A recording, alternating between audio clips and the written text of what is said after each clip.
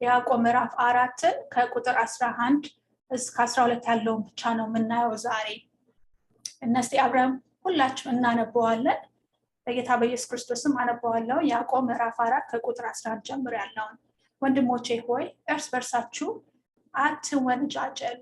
ወንድሙን የሚወነጀልና በወንድሙም ላይ የሚፈርድ በሕግ ላይ ክፉ ይናገራል፣ በሕግም ላይ ይፈርዳል። በሕግ ላይ ብትፈርድ ፈራጅ እንጂ ሕግን አድራጊ አይደለህም። ሕግን የሚሰጥና የሚፈርድ አንድ ብቻ ነው፣ እርሱም ሊያድንና ሊያጠፋ የሚችል ነው። ነገር ግን በባልንጀራ ላይ የምትፈርድ አንተ ማን ነህ? አሜን። አንተ ማን ነህ? አንድ ክርስቲያን ምንድነው ክርስቲያን የሚያደርገው? ከውስጥ ነው ወይስ ከውጪ ነው? ከውስጥ ሳይሆን ከውጪ መሆን ይችላል ወይ ያ ሰው ክርስቲያን መሆን ይችላል? ወይስ ውጪ ብቻ ነው ውስጥ ሳይነካ መሆን ይችላል ወይ? ያን ጥያቄ እንድናስብበት ነው። አንድ ሰው ወደ ጌታ ሲመጣ ክርስቶስን ማሳየት አለበት። ክርስቶስን አዳኙ ተቀብሎ እንደሞተለት አምኖ ብቻ መቀመጥ ሳይሆን ይታይበታል። ያ ፍሬ ይታይበታል። ያ መንፈስ ቅዱስ ፍሬ ይታይበታል። ያ መንፈስ ቅዱስ ሰላሙ ይታይበታል። ደስታው ይታይበታል። ጆይ ይታይበታል። እና ክርስቶስን ነው ሪፍሌክት የሚያደርገው። በአካሄዱም ሆነ በአነጋገሩ ክርስቶስን ነው የሚያሳየው ያ ሰው። እና ያዕቆብ እንደዛ ነው የሚለው። ያዕቆብ ዋናው ሐሳብ የዚህ መልእክት የምንመለከተው ስለ ያዕቆብ መልእክት ስናይ የሚጽፍበት ዓላማ ተነስቶ አንድ ሰው አማኝ ነኝ ካለ መታየት አለበት፣ ስራ ላይ መዋል አለበት። በአነጋገሩም ሆነ በአካሄዱም ሆነ በሁሉ ነገሩ መታየት አለበት። ወደ ውጭ የሚታይ ነገር ነው እንጂ ጸጥሎ የሚደበቅ ነገር አይደለም እያለ ነው የሚቀጥለው የሚናገረው ማለት ነው። እና ከዚህ በፊት ያየነው ምዕራፍ 4 ዛሬ ያነበብንበት የሚቀጥል ሐሳብ ነው። 2 ቁጥር አየን እንጂ የሚቀጥል ሐሳብ ነው። ምዕራፍ 4 ራሱ ከቁጥር 3 የሚቀጥል ነው። አይተነዋል ደግሞ last time 2 weeks ago we said that he chapter divide ተደረገ እንጂ ለኛ በ15th century it was divided in the 15th century እንጂ ለኛ ምዕራፍ አልነበረም። ቁጭ ብሎ ያዕቆብ ሲጽፍ አንደኛ ምዕራፍ ሁለተኛ ምዕራፍ እያለ አይጽፍም። ደብዳቤ ሰው እንደዛ አይጽፍም አይደል? እና የቀጠለ ሐሳብ ነው እና በዚህ ላይ ነው የሚቀጥለው። ይገነባዋል ይሄን ሐሳብ። እና ምንድነው እነዚህ ሰዎች የሚጽፍላቸው ሰዎች ያዕቆብ የሚጽፍላቸው ክርስቲያኖች አንባቢዎቹ እንደ ዓለም ጥበብ ነው የሚኖሩት የሚመላለሱት። ያን ጥበብ ደግሞ አይተናው ምዕራፍ 3 ላይ ምን እንደሚያካሂድ እና በዓለም ጥበብ ስለሚመላለሱ እርስ በርሳቸው ይጣላሉ። እርስ በርሳቸው ውስጥ ጠብ ነበረ። እና ምዕራፍ 4 ላይ እንደዚህ ብሎ የሚጠይቃቸው በእናንተ መካከል ያለው ጥሩነትና ጥበብ ከየት የመጣ ነው ይለዋል። ከየት የመጣ ነው ይሄ ጥበብ የሚለው? ይሄ ጠብ የሚነሳው ከየት ነው? እና የፈለጉትን ማግኘት ባለመቻላቸው እርስ በርሳቸው ይጣላሉ። እና ያዕቆብ ከዚህ የተነሳ ነው የሚጽፈው። እና ምን ይላቸዋል? ይሄንን እኮ በቃ ማመንዘር ነው ይላቸዋል። ዓለምን መፈለግ ማመንዘር ነው። በምድራዊ ጥበብ መኖር እኮ ማመንዘር ነው። ከዓለም ጋር ወዳጅ መሆን ነው ይላቸዋል። እና ምንድነው የሚላቸው? ተናዘዙ ይላቸዋል። ራሳችሁን አዋርዱ፣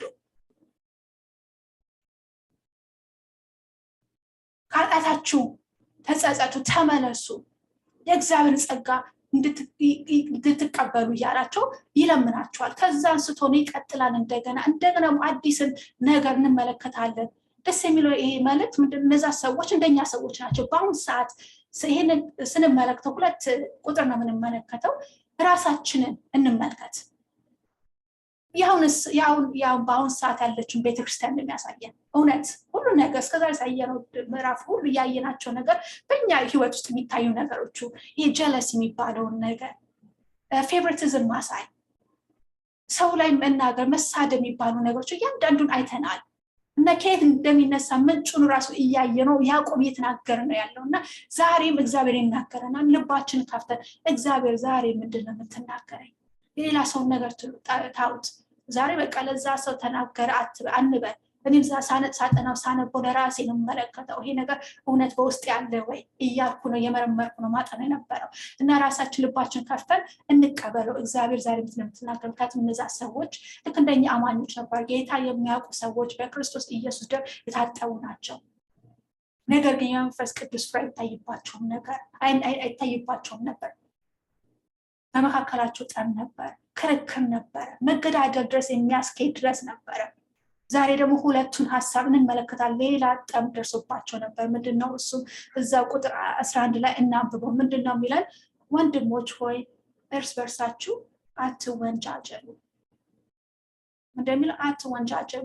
እኔ በእንግሊዝኛ ነው ማነበው ሰው በእንግሊዝኛው ስላንደር ነው የሚለው። እስ ኢዚየር በእንግሊዝኛ ለእኔ እና ትንሽ አማርኛም ትንሽ ይከብደኛል። በጣም ብዙ አጥንቼ ነው መጣው በአማርኛው ከእናንተ ጋር ቃል ሳካፍል ማለት ነው።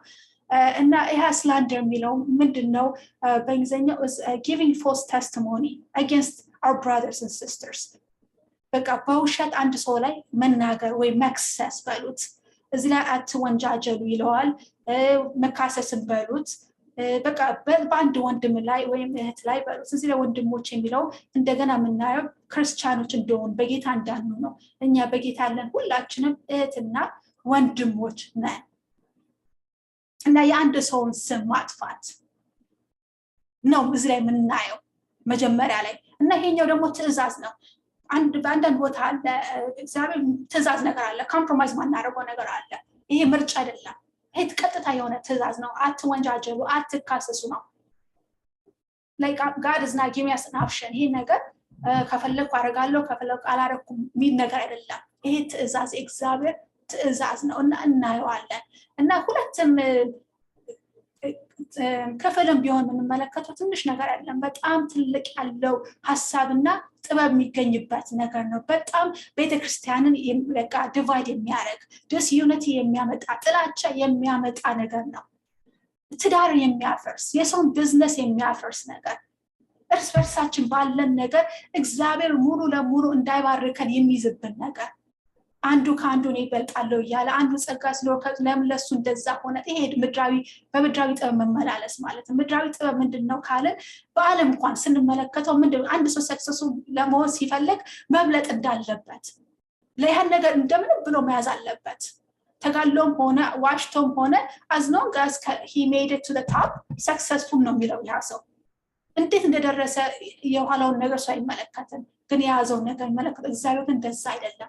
እግዚአብሔር መለከተው መጀመሪያው እንዴት ነው ፋውንዴሽኑ የመጣው ከየት ጀምሮ ነው ያ ሰው እዛ ቦታ የደረሰው። ቤተክርስቲያን ሆነ እግዚአብሔር ጸጋን ይለቃል። አሜን። የሚገርመው ነገር ይሄ ነገር ስለጸጋ እንኳን ስናይ በጣም ሰው የሚከፋፍል ነገር ነው አይደል? for some reason ሁላችን ያለን አስተሳሰብ ስለጸጋ ሆነ እግዚአብሔር በሚሰጠን ነገር በቤተክርስቲያን ውስጥ አንዱ ካንዱ አስበልጥነት ወይ ምንም እናስበልጠው አንዱ ፓስተር ከሆነ አንዱ ዘማሪ እንደዚህ ነገር ጸጋ እናስበላጥ። ግን እግዚአብሔር እንደዛ አይደለም። አሜን። እግዚአብሔር እኛን አንድ ቀን ሲያገኘን ታማኝነታችንን ገጠው እንጂ አንተ ፓስተር ነህ፣ አንተ እንደዚህ አንተ ሰው ፈውሳል የሚልበት ሐሳብ የለውም። እግዚአብሔር ግን እንደሚለን እግዚአብሔር ቃል አንተ ታማኝ my good and faithful servant ነው የሚለን። አሜን። እንደዛ ይበለን እና ሁላችን ለአንድ ዓላማ ነው የምንሰራው። አንዱ ለአንዱ ጸጋም የተለያየ ጸጋም ቢሰጠው ሁሉ is for one vision now, for one kingdom ነው የምንሰራው። እዚህ ጋር የሚያጸዳው መሬት የሚያጸዳውና እዛ ጋር የሚሰካው የተለያየ ነገር የለውም፣ አንድ ነው። ምክንያቱም ለማን ነው የምንሰራው? ለእግዚአብሔርና ለሱ ሰዎች ነው የምንሰራው ያለ ነው። እና ግን ይሄ ስለ አንደበት የሚለውን ነገር ከዚህ ሐሳብ አይተነዋል። እዛው ምዕራፍ 3 ላይ ነው እንዴት ትንሽ አካል ቢሆንም እንዴት ሰውን እንደሚያጠፋ ከረክት እንደሚያደርግ በጣም ኃይለኛ እንደሆነ ይሄን ሁሉ እያወቅን ግን እንደ ሰው ያህል እናደርገዋለን። ለምንድን ነው የምናደርገው?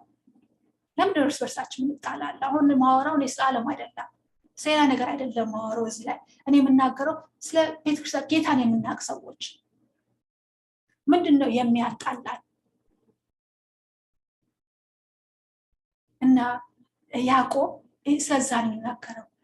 ለምንድነው በፓስተሮች ላይ ወይም በወንድም በእህቶቻችን ወይም ፓስተር ብቻ አይደለም አፖስቶስ በቃ በሚያገለግሉት በቤተክርስቲያን ሆነ ስላንደር ምናገር ምን ከሰው ሰው በቃ we are the first one to throw the stone at our brothers and sisters። ቤተክርስቲያን ወደቀ ሲባል እውነትም ያሱኩ ገምቼ ነበር እንደዚህ እንደሚያረግ እንላለን አይደል? በቃ የሆነ ነገር እናረጋለን እንደመድባለን ቶሎ ብለን በቃ እንትን ለማለት ለመክሰስ። እግዚአብሔር ቃል እንደዚህ ትንሽ አድርጎ አይመለከተውም። ለዛ ነው የሚጽፍላቸው ያዕቆብ። እግዚአብሔር ትእዛዝ የሰጠው በ9ኛው ቴን ኮማንድመንት አንደኛው ምንድነው እዛ ላይ በባልንጀራ ላይ በሐሰት አትመስክር የሚል ነው። ይሄው ትእዛዝ ነው። በባልንጀራ ላይ በሐሰት አትመስክር። በሐሰት መመስከር ማለት በቃ በወሬ ምክንያት የሰውን ስም ለማጥፋት መሞከር። አንድ ነገር ስንፈልግ ያን ሰው ለማስወገድ ከፈለግን በወሬ በሐሜት በሉት ጋስብ በሉት በተለያየ መንገድ ይዘን ስለዛ ሰው ስም እናጠፋለን ወይ ስለዛ ሰው ቢዝነስ ይሆናል። አንድ ሰው ቢዝነስ ከከፈተኛም ካለን ስለዛ ነገር እናወራለን። ይሄ ሰው እኮ ከዛ ምንም ነገር እንዳትገዙ አንድ ነገር አለው በቃ በአይናችን ያላየነውን ነገር የዛን ሰው ቢዝነስ ለማጥፋት እንነሳለን እና የብዙ ሰውን ቢዝነስ ዲስትሮይ አድርጓል። የብዙ ሰውን ሜሬጅ ትዳርን አፍርሷል። እና እግዚአብሔር ምን ይለናል? ዘሌዋውያን 19:16 ላይ የባልንጀራን ሕይወት አደጋ ላይ የሚጥል ማንኛውም ነገር አታድርግ፣ እኔ እግዚአብሔር ያው ነኝ ይላል። እግዚአብሔር ነው የሚያዘው። እንደገና ባልንጀራ ላይ ሕይወት አደጋ ላይ የሚጥል ማንኛውም ነገር አታድርግ። እንደዚህ ምሳሌ 16:17 እንደዛ ከንቱ ሰው ክፋትን ያዘጋጃል፣ ንግግሩም እንደሚቃጠል እሳት ነው። ምንድነው እሱ? ከንቱ ሰው በቃ ከንቱ ሰው ይባላል። እንደዛ ነው ሰው ንግግሩ እንደ እሳት ነው። ሁለተኛ ቆሮንቶስ 12 ላይ እንደዛው ይነገራል። ምናልባት እኔ ስመጣ ይላል ያዕቆብ ጳውሎስ ሲናገራቸው ለቆሮንቶስ ሰዎች ስመጣ እንደፈለኩ እንዳላገኛችሁ እንደፈለጋችሁም እንዳትገኙ እፈራለሁ ይላል። ምናልባትም ጠብ፣ ቅናት፣ ቁጣ፣ ጥላቻ፣ ስድብ፣ ሐሜት፣ ትዕቢትና አለባችሁ። በቃ ይሄን ነገር እንዳላይባችሁ በቃ ፈርቷል እንዳለባችሁ ያውቃል እና ፈርቶ እንዳላይባችሁ እያለ ይለምናችኋል። ይሄ ስም ማጥፋት የሚለው የአሮጌውን ኃጢአተኛ ተፈጥሯችን የሚያሳይ ነገር ነው። ሮሜን 1 ላይ ስንመለከት እንደዚህ ይላል፣ እንግዲህ በሁሉም በአይነት ክፉት፣ ስግብግብነት፣ ርኩሰት የሞላባችሁ ምቀኝነትን፣ ግድያ፣ ክርክር፣ ተንኮልና ክፋት የተሞሉ ናቸው። ሐሜተኞችም፣ ተሳዳቢዎችም፣ እግዚአብሔርን የሚጠሉ ተሳዳቢዎችን፣ ትዕቢተኞችን፣ ጉረኞች ናቸው እያለ ስለ ዓለም ነገር ይናገራል። ይሄ ምንድነው? የዓለምን ነገር ነው የሚያሳየው። በክርስቶስ ስንሆን አዲስ ፍጡር ነን። አዲሱን ልብስ መልበስ አለብን እና እዚህ ላይ ደግሞ ብዙ ነገር የሚናገራቸው ያዕቆብ ከመጀመሪያው አንስተን ስንመለከት ከምዕራፍ 1 እንኳን ስንመለከት ስለ መከራ ስንመለከት ስለ ፈተናም ስለ አነጋገርም ይሄ ነገር የሚነሳ ማዳላት ሁሉ ነገር ስንመለከት የሚያሳየው የመንፈሳዊ ችግር እንዳለ ነው። በዛ ሰው ህይወት ውስጥ በነዛ ሰዎች ህይወት ውስጥ በእኛ ህይወት ውስጥም መንፈሳዊ ችግር ሊሆን ይችላል። በአሁኑ ሰዓት spiritual deficiency አጥሮናል እድገት። ለዛ ነው ይሄን ሁሉ የሚወጣ ጠብ ያለው። ልጆች ያላችሁ ታውቃላችሁ፣ አንድ ቶይ ካላችሁ ይጣላሉ አይደል? የራሳቸው ሰጥቷቸው የሌላ ሰው ይመኛሉ። ይሄ እኔ ነው እያሉ በቃ ለመጣላት ለመወሰድ ይሞክራሉ። ይሄ እውቀትና እድገት ከማጠር ነው አይደል? ነፃን ስለሆኑ ነው። ግን ጳውሎስ ምን አለ? When I was a child, I spoke like a child and I thought and reasoned like a child. But when I became an adult, and I thought and reasoned like an adult, እና ስናርግ እንደዛ የህፃንነታችን መተው አለብን። ይሄ ጠብ ይባለውን ነገር በጠብ ወይም ክርክር ይሄ እኔ ነው እንደዛ እና ጳውሎስን ምዕራፍ 4 ላይ 2 weeks ago የተናገርነው ሀሳብ ላይ እዛ ላይ የሚናገረናል አይደል? ምንድነው የሚለን? እዛው ምዕራፍ 4 ቁጥር 2 ላይ ትመኛላችሁ ነገር ግን አታገኙም ይለናል። በቃ ዋናውን ነገር ለምን እንደዛ እንደምንሆን ይነግረናል። እንመኛ እናገኝ፣ ለምን እንጋደላለን፣ በብርቱም እንመኛለን፣ ልታገኙ አትችሉም ይለናል። ጥላቻን ትዋጋላችሁ አትለምኑምና ለእናንተ አይሆንም ይላል። ስለማንጠይቅ እግዚአብሔር ማንነቱ ስላተረዳ በራሳችን በዚህ ዓለም ጥበብ ስለምንመላለስ ጠብን ያመጣብናል። ከዛም አንስቶ ይሄንን መካሰስ ስላንደር የሚለው በውሸት በሰው ላይ በመመስከር ያህል ድረስ ከሚደርስ ድረስ የሰውን ህይወት እስከ ማጥፋት ድረስ በአንደበት ማለት ነው። እዛ ድረስም ደርሰዋል እነዚህ ሰዎች። በአሁኑ ሰዓት እንደዛ ያለን ሰዎች አለን ወይ? እውነት እግዚአብሔር የተናገረን ያለው ፊታችን ወደ እሱ እናንሳ፣ እንመለስ፣ እንጸጸት። እኛንም አይጠቅመንም፣ ሌላውም አይጠቅመንም። ክርስቲያኖች ሁላችንም አንድ ነን፣ አንድ አካል ነን። አንዱ አካል ወደ ላይ ከፍ ሲል ሁሉም አካል ነው አብሮ የሚወጣው። አንዱ ከወደቀ ሁሉም ይዞ የሚወድቀው። ስለዚህ ቆላስይስ 3:7-8 እንደዚህ ይላል፣ እናንተም ቀድሞ በኖራችሁበት ህይወት በእነዚህ ትመላለሱ ነበር። አሁን ግን ቁጣን፣ ንዴትን፣ ስድብን፣ ሐሜትን፣ አስፈሪ ንግግር የሚመሳሰሉት ሁሉ አስወግዱ ይለናል። ምንድነው አስወግዱት? ከህይወታችሁ ማለት ነው። እና ይሄ ደግሞ የሚመነጨው ከየት ነው ካላችሁ ከልባችን ነው፣ ከውስጥ ያለው ነው የሚወጣው። እና ራሳችን ልብ እንመርመር። ምንድነው በውስጣችን የያዝነው? ምሬትን ነው? ጋስፕን ነው? በቃ አስወጡት ይለናል፣ አስወግዱት ይለናል። ይሄ ደግሞ መፍትሄው ምንድነው? መዋደድ ነው። እርስ በርስ መዋደድ፣ መፋቀር ነው። ስንዋደድ ፍቅር ሁሉ ያሸንፋል፣ ኃጢአትን ሁሉ ያሸንፋል አይደል? መዋደድ ስንጀምር ለአንዱ እንታገሳለን፣ ለአንዱ እንካሬጅ እንደራረጋለን። ዛሬ እግዚአብሔር በልባችሁ ሰው እያመጣ ይሆናል። ለዛ ሰው ጸልዩ ያላችሁ ይሆናል፣ ግን አልጸለያችሁም። ለምን? እሱ ከኔ ይበልጣል፣ ለምን እንደዚህ ይሆናል? አግዙት ነው። ከእንደዚህ ከሆነማ እንደዚህ የሚለውን ነገር ይሄ በቃ this is what Jacob is trying to say ለእኛ ለአማኞች grow up እያደረግን ነው። grow up ደጉ፣ ከዛ ውጡ። አታውቁም እንደ እግዚአብሔር እኮ ለእናንተ ያለው ሀሳብ አለው። God has a purpose and plan for your life። ለሁላችን ያለው፣ ለአንዱ ብቻ አይደለም። ሊመስለን ይችላል አንዱ ሰክሰስ ሲሰጠው። በአሁኑ ሰዓት እኛ ያለንበት ቦታ ስንመለከት በቃ እግዚአብሔር እኛን የማይወደን ወይ he loves us less የሚል ነገር በአእምሯችን የመጣ ይሆናል። ግን ለሁላችን እኩል ነው የሚወደን። ለሁላችን ሀሳብና ዓላማ አለው። እሱም ብቻ መታመን ነው። እና ምንድነው መፍትሄው? ፍቅር ነው። እና ፍቅር ሁሉንም ከፍ ያደርጋል። ፍቅር የህግ ፍጻሜ ነው ይላል ሮሜ 13:10 ላይ። ሁሉ ነገር ኮንከር ያደርጋል። አሜን። እና ፍቅር ታጋሽን ያደርጋል። ፍቅር አይቀናም፣ አይመካም፣ ትዕቢተኛ አይደለም፣ በራሱ መንገድ አይሄድም፣ አይጸናም፣ አይበሳጭም፣ ታጋሽ ነው። ለሌላው ይጸልያል፣ ሌላውን ከፍ ያደርጋል፣ ሌላውን ስም በቃ ከፍ ያደርጋል። ክርስቶስ ሲናገር መጀመሪያ መሆን ይፈልግ መጨረሻ ይላል።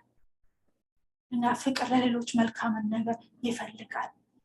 ይሄ ደግሞ መካሰስ የሚለው ደግሞ ኦሪጂኔት ያደርገው ከሰይጣን ከራሱ ነው። ክርስቶስ ራሱ ይለዋል accuser of brothers ይለዋል። he accuses people፣ slander ነው ይለዋል። ሌላው ስሙ ነው ጠላት፣ የሰይጣን የውሸት አባት ይለዋል። እሱ ነው፣ ሰይጣን ነው የማይፈልገው። በዛ ነው ይፈትነን፣ እርስ በርሳችን እንድንጣላ፣ ያለንን ጸጋ እንድናወርድ ይፈልጋል። በቃ እግዚአብሔር ወዳለ ሙላት እንዳንሻገር፣ የእሱን ክብር እንዳናይ፣ አይናችን ከእግዚአብሔር ጋር እንድናነሳ ሌላ ሰዎች ላይ ያሳየናል። የሌለን ነገር እንዲኖረን ያስደርገናል። በቃ እንድንመኝ ያደርገናል። ይሄ ከየት ነው የሚመጣው ካላችሁኝ፣ ከአንድ ሌላው መስመር ደግሞ ከሰይጣን ነው። ደግሞ አይተነዋል ምዕራፍ 3 ላይ ከ3 ቦታ እንደሚመጣ፣ ከስጋ ይመጣል፣ ከራሳችን ምኞት ይመጣል፣ ከሰይጣን እንደሚመጣ በጥልቁ አይተነዋል። ይሄ ነገር ግን ዋናው የሚመጣው ግን ካላችሁኝ ከሰይጣን ነው የሚመጣው። እና መጠንቀቅ አለብን። ሌላው የሚመጣው ደግሞ ምንድነው? ከጉዳትም ይመጣል። ሰው ሲጎዳ ነው። በቃ እነዚህ ሰዎች ተመልክተናል። በብዙ ፑር ፒፕል እዛ ውስጥ አሉ። ድሃዎች በጣም በዛ ቤተክርስቲያን ውስጥ ነበሩ፣ ምንም የሌለባቸው በቃ ለዕለት በዕለት እንኳን የሚበሉት ምግብ የሌላቸው ሰዎች፣ በጣም የተቸገሩ ሰዎች አሉ። እንደዚህም ሀብታሞችም ነበሩ። እና በደንብ በጥልቁ ምዕራፍ 2 ላይ አይተናል እንዴት እንደሚያዳሉ፣ ለሀብታሙ እንዴት እንደሚያዳሉ። ምክንያቱም ከዛ ሰው ገንዘብ መቀበል ስለፈለጉ፣ ከዛ ሰው እንደገና ያደርግልኛል እያለ። ግን ያዕቆብ ራሱ ይነግራቸዋል፣ እነሱ እኮ የሚፈርዱባቸው፣ እነሱ እኮ ናቸው የሚፈስባችሁ። እንዴት እነሱ እንደዛ ዲፍረንትሊ ትሪት አድርጉታላችሁ? ራሳችሁን እስቲ ተመልከቱ እያለ ነው። እና ብዙ ጊዜ ስንጎዳ ከዛም ይመጣል ይሄን ነገር። ይሄ ደግሞ ኤክስኪውዝ ነው ማለት አይደለም። ሚስትሪት ስንደረግ ወይ አንፎርጊቭነስ ነው የሚመጣው። ሌላ ደግሞ በጣም ስንጎዳ አንድ ወንድማችን በጣም ከጎዳ አንፎርጊቭነስ በውስጣችን እውነት ከዛ ይፈውሳል። ይቅር ካለማለት እግዚአብሔር ይፈውሳል። ራሳችን እንጎዳለን፣ ከሰው ሁሉ ራሳችን የምንጎዳው። እና ከነዚህ ብዙ ነገር ይመነጫሉ። doesn't mean ግን ይሄ ነገር ኤክስኪውዝ ነው ማለት አይደለም። ዕብራውያን 12:15 ከእናንተ ማንም የእግዚአብሔር ጸጋ እንዳይጎልበት ደግሞ መራራ ስር በቅሎ ችግርም እንዳይሳከትለት እና ብዙዎቹን እንዳይባክህ ተጠንቀቁ ይለናል። ምን ተጠንቀቁ? ልባችሁን ጋርድ፣ ልባችሁን እያለ ነው። ይቅርታ አድርጎ እያለ ነው። ከዛ ውጡ እያለ ነው። እና ያዕቆብ ሐሳቡ ምንድነው እዚህ ጋር እንደዛ ሲለን እርስ በርሳችሁ አትወንጃጀሉ ሲለን እርስ በርሳችሁ እውነት ያለውን ነገር አትነጋገሩ እያለ ነው። እውነት ብቻ እንነጋገር፣ በፍቅር እንናገረው እርስ በርሳችን። እሱም ነው የሚናገረው። እና ይቀጥላል ደግሞ ሁለተኛው ይቀጥላል፣ በዚሁ ሐሳብ የተያያዘ ነው። ሁለተኛው ትእዛዝ ደግሞ እዛ ላይ ምንድነው የሚለው?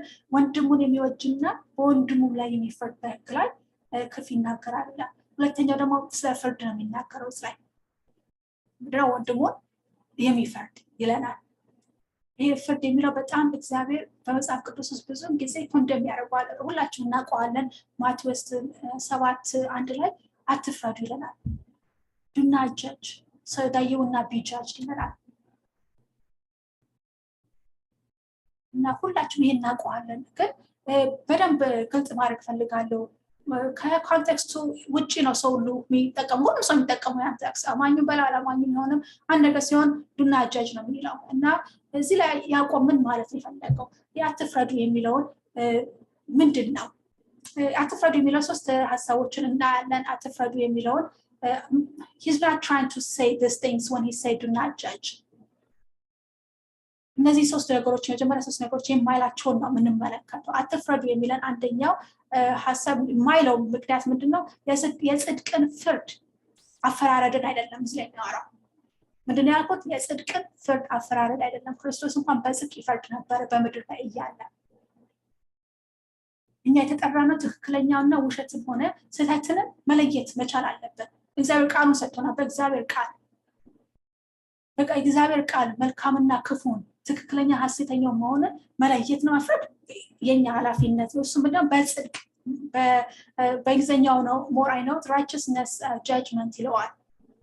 እዛው ቀጥለን እንኳን ስንመለከት ማቴዎስ 7 እስቲ ሁላችንም እናውጣው። ማቴዎስ 7 በጣም ብዙ ሰውን እንትን የሚል ስለሆነ ጥያቄ ያለበት ነገር ስለሆነ እና ብዙ ጊዜ ስለምሰማ አብረን ብንመለከት በጣም ደስ ይለኛል። እና እዛው አትፍረዱ ይላቸዋል። እዛው ቀጥሎም ቁጥር 6 ላይ በእግራቸው እንዳይረጋግጡት ተመልሰው ነክሰውም እንዳይቦጫጭቋችሁ የተቀደሰ ነገር ለውሾች አትስጡ፣ እንቁዳቸውን በራይ ፊት አትጣሉ። ምን ለማለት ነው ይሄን ሐሳብ? እዛው ተመልሰው ወደታችን እንኳን ዝቅ ብለን ስንመለከት እነዚህ ከሐሰተኛ ነቢያት ተጠንቀቁ እያለ ነው። እነማን እነዚህ?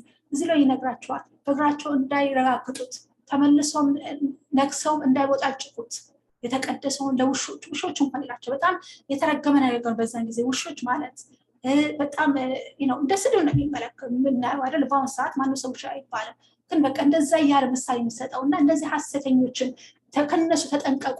ይሄ ጽድቅ ፍርድ ማለት ነው። ከነሱ መጠንቀቅ አለበት። ከነሱ መጠንቀቅ ማለት ደግሞ ከእግዚአብሔር ጋር መስማማት ማለት ነው። እግዚአብሔር ኃጢአት ያለውን ነገር ኃጢአት ነው ማለት ጽድቅ እንትን ነው፣ ፍርድ ነው።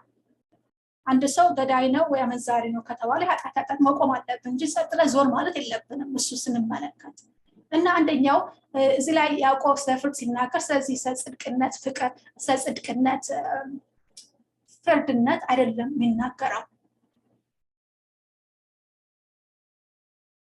ሁለተኛው ደግሞ የሚናገረን ስለ ሰዎች ባህሪ ወይ ካንዳክት ልበለው በዛ ላይ አለመፍረድንም አይደለም አይደል? የሰውን ባህሪ አይተን ነው የምንረዳው። አንድ ሰው ካፉ የሚወጣው ነገር ካራክተሩና የሚለው ነገር አብሮ ማይድ ከሆነ ራሳችን ድዘር ማድረግ አለብን፣ ለራሳችን መጠንቀቅ አለብን አይደል? እና እዚሁ ላይ እንኳን በአሁን በምናልበት ክፍል ላይ በያዕቆብ ክፍል ላይ ስንመለከት ያዕቆብ ስለነሱ የሚነግራቸው ያለው የሚያደርጉትን እየነገራቸው ነው ያለው። በካራክተራቸው ነው የሚያወጣው ያለው። በጥል ያሉበትን ነገር ይናገራል እንጂ ኢግኖር አላደረገውም። ሂድና ኢግኖር ዳ he was laying it out for them እንደዚህ ጠብቋል በመካከላችሁ እኮ እንደዚህ ያለ ስለሰው ካራክተር ስንመለከት በዛም ነገር አይደለም የሚናገረው። እሱ ሁለተኛ ነው። ሶስተኛው ደግሞ ስለ ቤተክርስቲያን ሰዎች ላይ መፍረድ። ይሄ አንደኛ ቆሮንቶስ 5 ላይ እንደምናየው ጳውሎስ የሚለን judgment starts in the house of the Lord ይለናል። ፍርድ የሚጀምረው ከማን ነው? ከቤተክርስቲያን ይላል። ከውስጥ ነው የሚጀምረው እንጂ ከውጭ አይደለም። በዓለም ላሉት እኛ እንድንፈርድ አልተፈቀደልንም። እነሱ ኦልሬዲ እግዚአብሔር ቃል እንደሚናገረው ዮሐንስ ወንጌል 3:17 ላይ ተፈርዶባቸዋል። የማያምኑ ሁሉ ዛሬው ተፈርዷልና እኛ ምን እንደምንፈርደው አትጠጡምላቸው፣ አትስከሩምላ ለነሱ የሚጠቅም ነገር የለም አይደል እንዴ? አንድ ፓስተር ሲናገር እኔ አማኞች ማያምኑ ሰዎች ከሆኑ ያውም ኤግዛምፕል የሰጥ አንድ ሰው መጥቶ እኔ አልጠጣም ወይ አለኝ፣ should I stop drinking, should I stop smoking አለኝ እና አማኝና አልኩት አይደለም ሰው ነው why enjoy it አልኩት። ምክንያቱም ክርስቶስ ከሌለው at the end of the day ሪዞልቱ ምንድን ነው? አትሊስት በምድር እንኳን እንጆ አድርጎት ይሞት ነገር ነው የእሱ ሀሳብ። ገባችሁ ምላችሁ? በቃ በዓለም እኛ እንድንፈርድ እግዚአብሔር ቃልም አያዘንም። በቤተክርስቲያን ስንመጣ ግን we are called to judge for the purpose of building up each other። የምንፈርደው ቤተክርስቲያን ለምንድን ነው?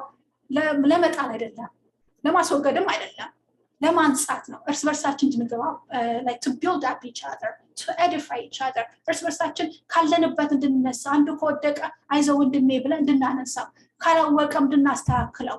ይሄ ደግሞ እንዴት ነው የምናደርገው? በፍቅር ነው። ሁሉ ነገር በፍቅር መሆን አለበት አይደል እንጂ በክፉ ሀሳብ አይደለም። አሁንም እዚህ ላይ ስለ ክፉ ሀሳብ ጀጅመንትም አይደለም ያዕቆብ ያለው this judging people in the church ማለት ነው። ስለዚህ ይሄን ካየን ምን አይነት ፍርድ ነው የሚናገረው ብለን ደግሞ በደንብ እንመልከተው። አሜን። አይሆፕ የተከታተላችሁ ነው ከኔ ጋር ናችሁ ብዬ አምናለሁኝ። ተመልሰን ያዕቆብን እንመልከተው። ስለዚህ እዚህ ላይ ደግሞ የሚናገረው ይሄ ፍረዱ የሚለን ምዕራፍ 4 ላይ አንደኛው አትፍረዱ የሚለን ማለት ነው። ቅድም ያየነው እንድንፈርድ የተፈቀደልን በመጽሐፍ ቅዱስ ውስጥ አንዳንዱን ብቻ ነው የሰጠኋችሁ። አሁን ደግሞ እንዳንፈርድ የሚለን እግዚአብሔር ቃል በእንግሊዝኛው የምናገረውና ቀጥሎ በአማርኛው ለመተርጎም ሞክራለሁ። ሃይፖክሪቲካል ጀጅመንት ይባላል። ወይም ትራንስሌት አድርጌው እንደምን ብዬ የግብዝነት ሃይፖክሪቲካል ማለት ግብዝነት ፍርድ ማለት መሰለኝ ቀጥታ ከተረጎምኩት እናንተ ታስተካክሉታላችሁ ብዬ አምናለሁ። እና ይሄ ምንድን ነው ካላችሁ ማቴዎስ 7:4 ላይ እዛው ላይ ማየት እንችላለን። ለዛ ነው ቅድም አውጥቶ ያልኳችሁ ብዙ እዛ ላይ ነው የምንማረው ስለ ፍርድ ክርስቶስ እዛ ላይ ስለሚናገር ማለት ነው። ምንድን ነው የሚለው? በዓይንህ ውስጥ ግንድ እያለ ወንድምህን ዓይንህን ውስጥ ያለውን ጉድፍ ላውጣልህ ማለት እንዴት ትችላለህ? ምንድን ነው እሱ? ራሳችን በኃጢአት ውስጥ የተመላለሰ የሌላ ሰው ኃጢአት እንትናለን ጃጅ እናደርጋለን። አንዱን እያየን ሌላው ላይ ራሳችን እንኳን በእውነት እየኖርን አይደለም። ለዛ እኮ ነው ኢየሱስም እዚህ ላይ ክፍል ላይ ማቴዎስ 7 ላይ ስለ ፈሪሳውያን የሚናገሩት፣ ስለ እነዚህ ሐሰተኞች አስተማሪዎች የሚናገሩት። ምክንያቱም እነሱ ሌላው ሰውን ያስተምሩ፣ እንደዚህ አታድርጉ፣ አታመንዝሩ፣ አትስረቁ እያሉ ራሳቸው የሰረቁ ነው ያሉት፣ ራሳቸው ያመነዘሩ ነው ያሉት። ስለዚህ እናንተ እነማን ናችሁ እያላቸው ነው። እናንተ እነማን ናችሁ? ራሳችሁ አትስረቁ እያላችሁ እናንተ ትሰርቃላችሁ። who are you to judge people?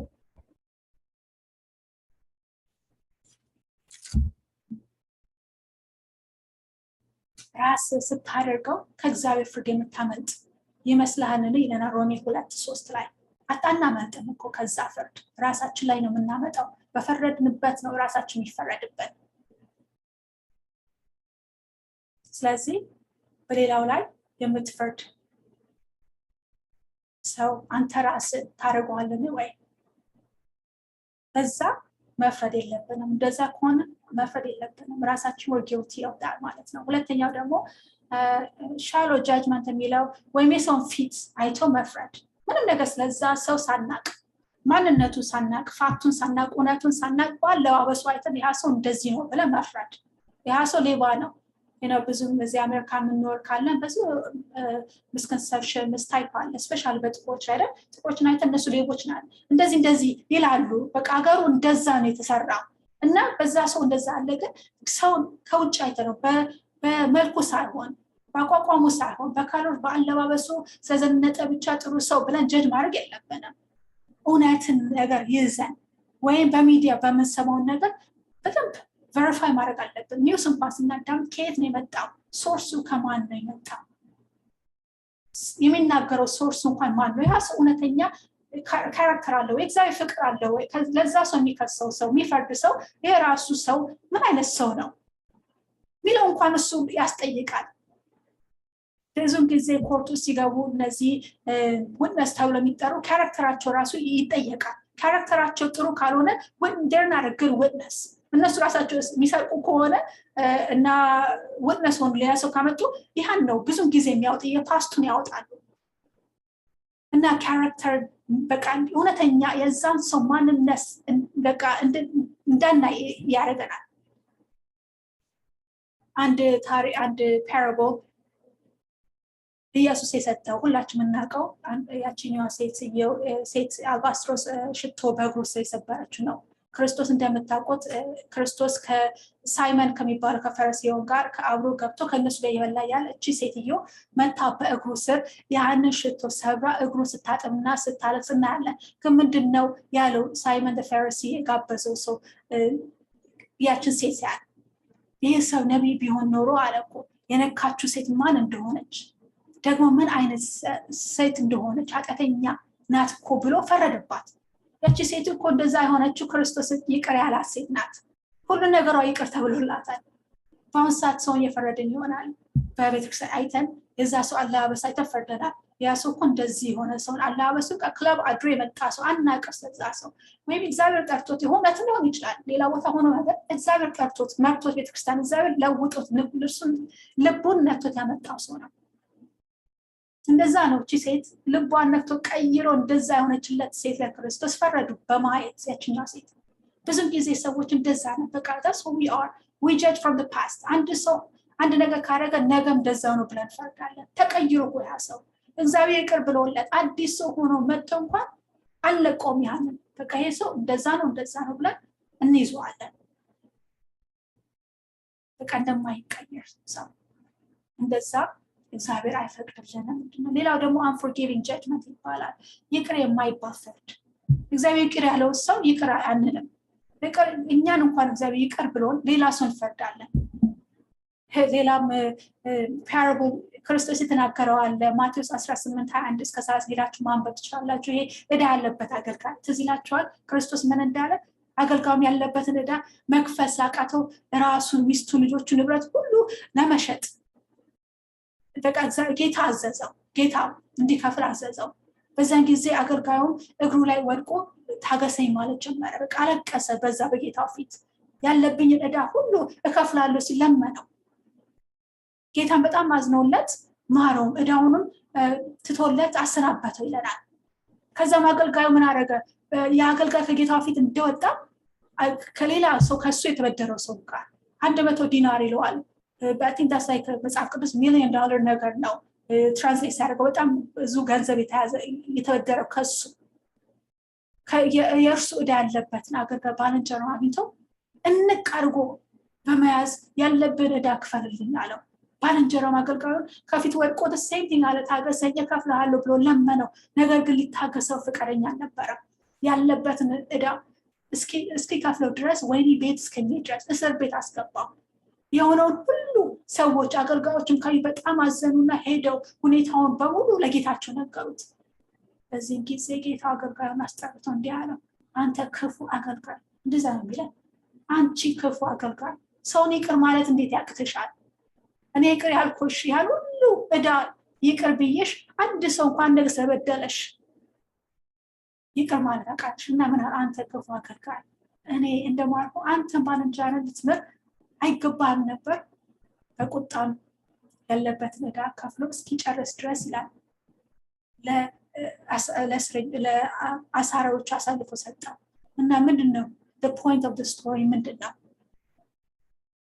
እያንዳንዳችን የታችን ወንድማችን ይቅር ማለት አለብን በፍርድ መያዝ የለብንም መፍረድ የለብንም እዛው ክፍል ላይ እንኳን ስንመለከት ጴጥሮስ ኢየሱስን ጠየቀው ጌታ ወንድሜ ቢበላኝ ስንት ጊዜ ይቅር በለው እስከ 7 ጊዜ አለው መደበ ራሱ እስከ 7 ጊዜ ብቻ በቃው አንዴ በደለኝ ሁለቴ በደለኝ ሶስቴ ቆጥሯል 7 ጊዜ በድሎታል አንድ ሰው ማለት ነው ጴጥሮስ እንግዲህ ካወቃችሁ ማንነቱ በውስጥ ያዘው ነገር አጸጥሮ ቁጭ አይለም የበደለ ሰው አለ ማለት ነው ወደ ክርስቶስ ሲመጣ እና ክርስቶስም ያናው እንደዛ እስከ 7 ጊዜ 7 እንጂ 7 ጊዜ 7 ብቻ እስከ 7 ጊዜ 7 ጊዜ ይቅር በለው አለው የሚቆጣሩት እስቲ ራሳችሁ አባዙት እና ይሄን ያህል ይቅር ማለት አለብን የበደሉ ሰዎች ይቅር ማለት በዛ መንገድ መፍረድ የለብንም ይቅርታ ማለት አለብን ሌላ ደግሞ self righteousness ራሳችንን በቃ ቅዱሳን አድርገን በቃ እኔ በላይ ነኝ ማለት እንደ ጻድቃን በመቁጠር ሌሎች ላይ መፍረድ። እኔ እኮ ቤተክርስቲያን ሄዳለሁ፣ እኔ እኮ ጸልያለሁ፣ እኔ እኮ ለእግዚአብሔር ገንዘብ ይሰጣለሁ፣ እኔ እኮ ጻድቅ ነኝ ብለን መፍረድ እዛ ላይ እግዚአብሔር ቃል በትክክለኛ ሮንግ ነው ይለናል። ይከንደምሳስ ማለት ነው።